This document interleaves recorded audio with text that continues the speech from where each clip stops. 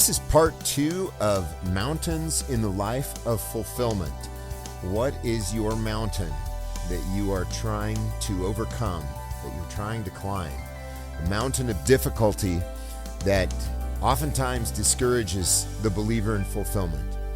As if it weren't already enough that we have a lot of people who are so fixated on having their physical satisfaction fulfilled, longing for domination over Rome or over Russia or over China, longing for no more physical sickness or ailments or physical death. We're having to teach them the kingdom of God, the nature of the kingdom of God, and how beautiful it is that the kingdom of God, as Christ says, dwells within us. But then we've got our own internal struggles. We battle just like everybody else. Okay, again, I've quoted James and Paul and Barnabas. Like James says, Elijah was a man of passions just like we have. And Paul and Barnabas said that when they were about to be worshiped.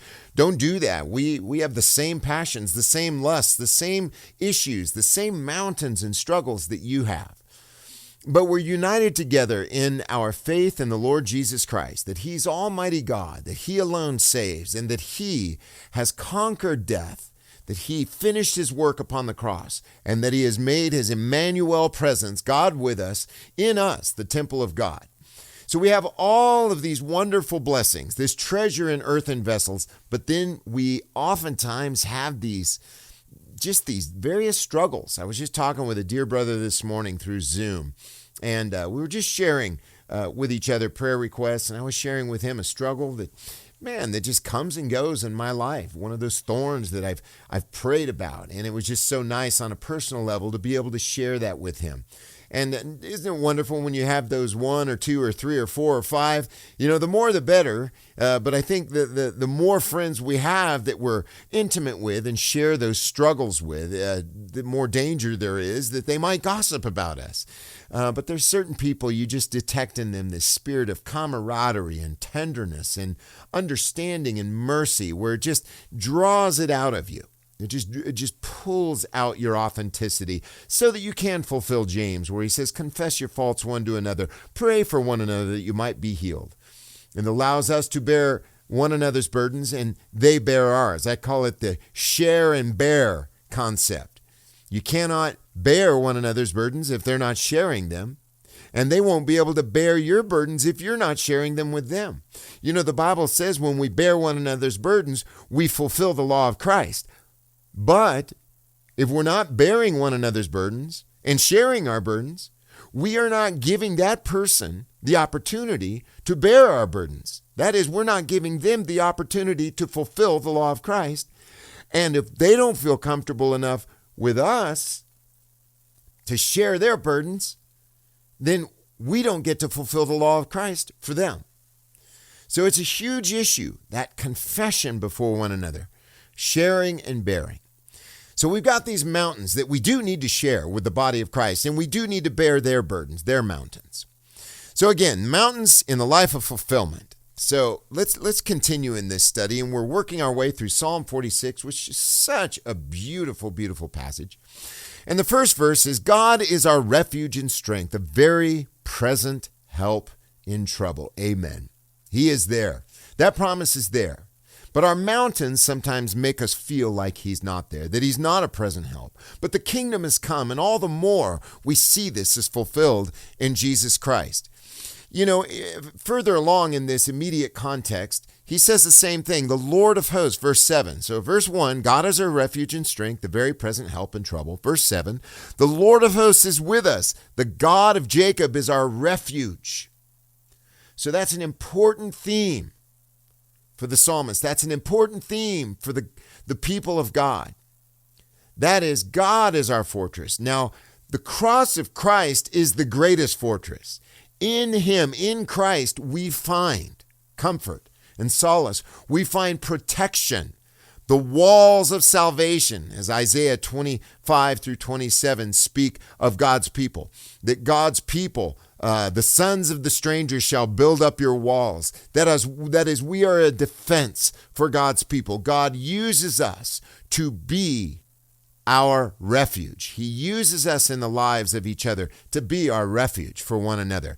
So really, in this very true and spiritual and kingdom sense, God's people are the fulfillment of God being our refuge. We get to run. You know, the Bible teaches us in the Old Testament about a city of refuge. Well, we are the city of the living God.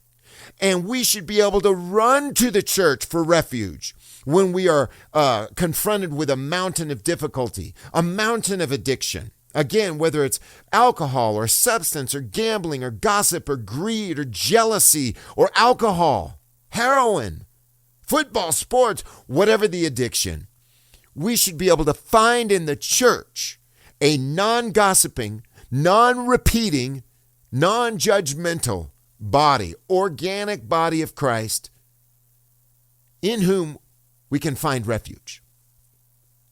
God is our refuge. We are in Christ. Now, the Bible says that we are in him and that he dwells in us. But we are called to be priests one to another, a royal priesthood. We are called to be a very present help in time of trouble. It doesn't mean we are God. It means we have the righteousness of Christ and we are to function as Christ in each other's lives. And if we are not that, or people cannot depend on us or don't trust us to be that for them, maybe we need to reconsider how we are coming across to them. Are we coming across as judgmental? Are we coming across as the ones who believe that only others have logs in their own eyes? Are we viewing an addiction as a log? Really, if you look at that context, the log is self-righteousness. The speck is the addiction. The speck is the struggle. The speck is the mountain. The log is self-righteousness. May we not have logs in each other's eyes. May we always consider that which is in our brother's eye as a speck. That's all it is. But if we have a beam, a log, we can't possibly remove the speck in our brother's eye. How do we remove specks? How do we remove these mountains? The Bible says, restore one another, bear one another's burdens. You want to remove the speck of that mountain in someone's eye? The struggle they're going through? Be there for them. Love them. Point them to Jesus, and the tender-hearted believer will be overcome with relief. Ah, how blessed are the feet of them that bring good news, the good news of the cross. You know, there's a brother and sister that I meet with through Zoom, and it is so amazing to be able to share with them, to open up with them. We just meet as a small group, and I encourage everybody to do that. Some of us are kind of few and far between, but if you can't meet in person, try to find those people maybe through Zoom.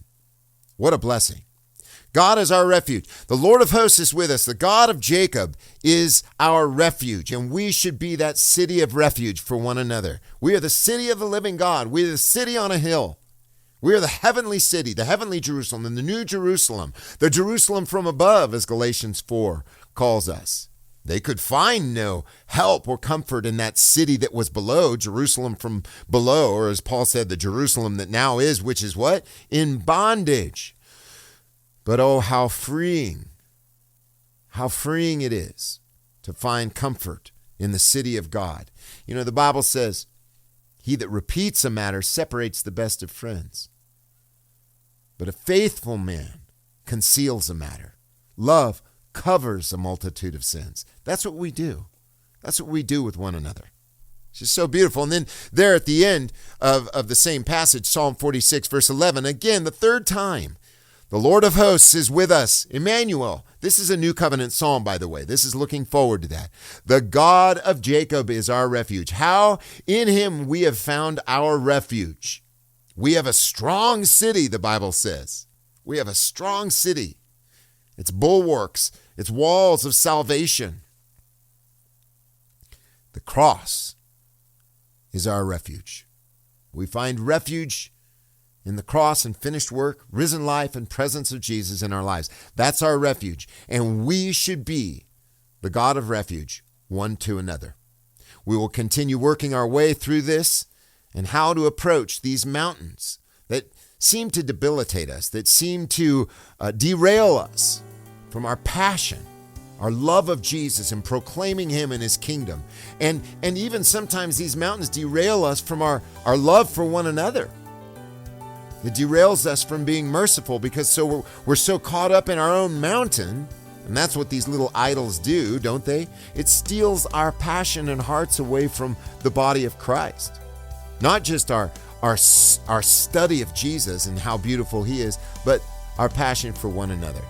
So I look forward to you joining me in part 3 of this series, The Mountains in the Life of Fulfillment.